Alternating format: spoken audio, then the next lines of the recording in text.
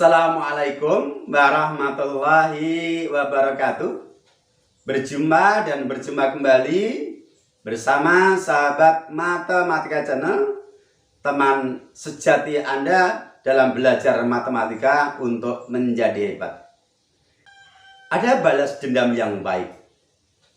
Apa itu?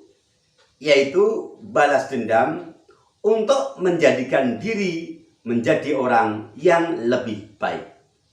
Baik, pada kesempatan kali ini, sahabat Matematika Channel akan melanjutkan pembahasan transformasi yang pada edisi kali ini memasuki pembahasan bagian yang keempat, yaitu dilatasi. Dilatasi yang kita bahas adalah dilatasi dengan pusat O yang berkoordinat 0,0 dengan faktor dilatasi tertentu.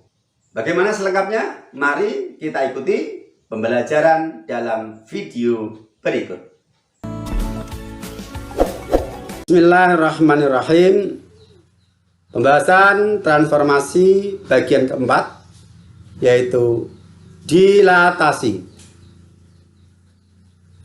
Unsur-unsur di dalam dilatasi. Yang pertama, pusat dilatasi.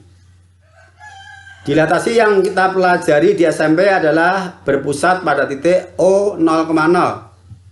Yang kedua, faktor dilatasi adalah bilangan pengali dari dilatasi. Kita ambil kasus dilatasi dengan faktor positif terhadap titik O dengan faktor skala 2, atau kita beri simbol D dalam kurung O,2. O adalah menunjukkan pusat dilatasi, 2 menunjukkan faktor dari dilatasi. Kita melalui gambar sebuah segitiga ABC pada bidang kartesius yang telah diketahui koordinat titik-titik sudutnya. Kemudian bangun segitiga ABC ini kita dilatasikan terhadap titik O dengan faktor dilatasi 2. Klik hasilnya, ya. Ruas garis penghubung O ke A kita perpanjang menjadi O ke A aksen, yang mana O aksen panjangnya 2 kali OA. Kemudian ruas garis OB, hasil dilatasinya B aksen, jarak B aksen ke O adalah B aksen O yang panjangnya 2 kali dari OB. Demikian juga OC, bayangannya adalah OC aksen yang jaraknya 2 kali O ke C. Kita data hasil dilatasi. Kita tulis koordinat titik asal, yaitu A3, -1 menghasilkan bayangan A aksen 6, -2, kemudian B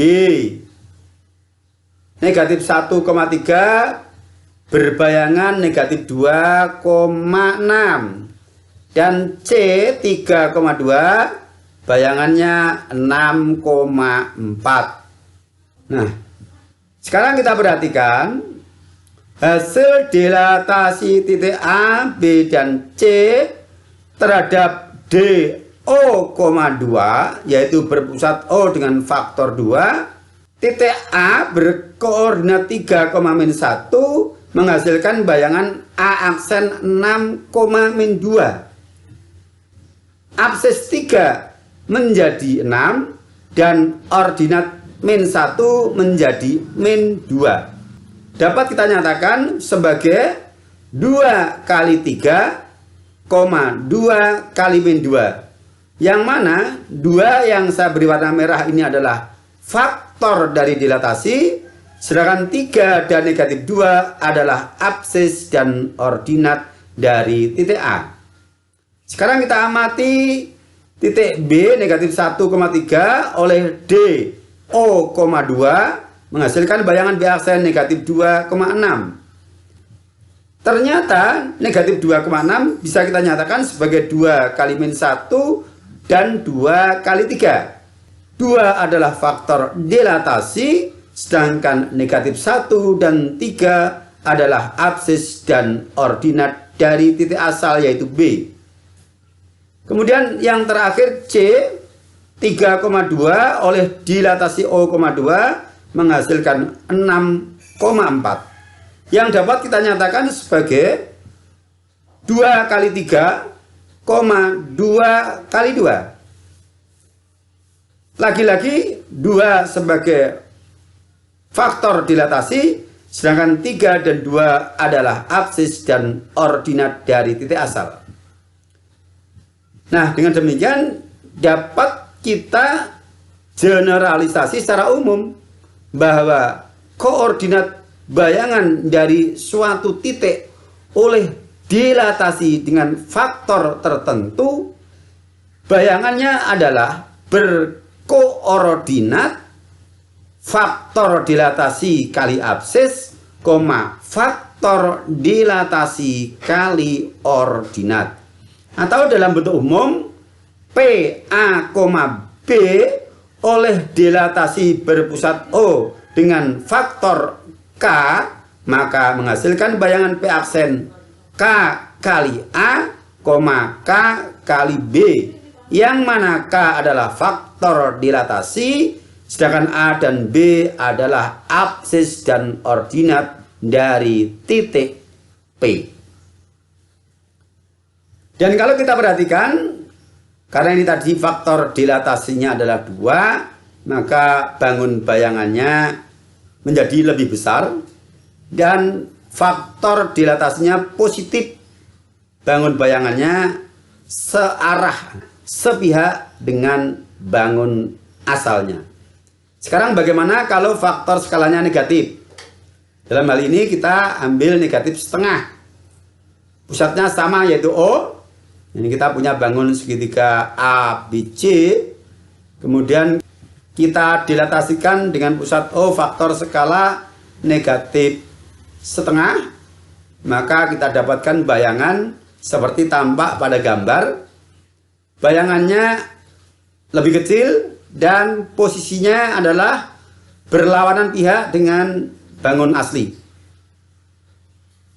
Kita data hasil dilatasi dari 4, negatif 2 yaitu titik A menjadi negatif 2,1, kemudian negatif 2,6, bayangannya adalah 1, negatif 3, dan C 4,6 berbayangan negatif 2, negatif 3. Yang kalau kita perhatikan absis dan ordinat dari masing-masing titik bayangan adalah negatif setengah dari absis dan ordinat titik asalnya. Tidak kita tulis ulang seperti sebelumnya karena rumusnya sama, yaitu faktor dilatasi dikalikan absis dan ordinat. Sama, yaitu P aksen adalah K kali A, K kali B. Hanya di sini K-nya bernilai negatif.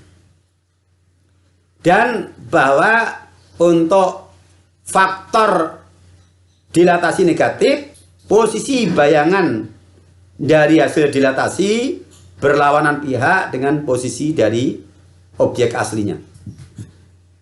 Ya baik, demikian tentang bagaimana kita menentukan rumus dari dilatasi dengan pusat titik O dan faktor dilatasi tertentu yang secara umum bisa kita buat simpulan. Yang pertama, dilatasi terhadap D O, K, artinya dilatasi berpusat di O dengan faktor dilatasi K, dirumuskan bahwa P dalam kurung A, B didilatasikan oleh D O, K menghasilkan bayangan P aksen K kali A, K kali B.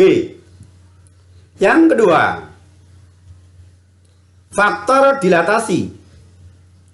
Jika faktor dilatasi positif, maka hasilnya atau bayangannya berada dalam satu pihak dengan objek asal. Tetapi jika faktor dilatasi negatif, maka hasilnya berada pada pihak yang berlawanan dengan objek asal. Ya, ini simpulan yang bisa kita dapatkan dari pembahasan tadi. Mudah-mudahan bisa dipahami, dan sekian. Oke, demikian tadi pembahasan kita bagaimana menemukan rumus dari dilatasi yang berpusat di O dengan faktor dilatasi K yang dalam bentuk rumus umum menghasilkan bayangan K kali A, K kali B, untuk A dan B adalah absis dan ordinat dari titik asal. Cukup sederhana dan cukup mudah. Maka silakan Anda ikuti untuk pembahasan soal-soalnya yang terkait dengan yang sudah kita pelajari ini pada video kami berikutnya. Sampai berjumpa. Assalamualaikum warahmatullahi wabarakatuh.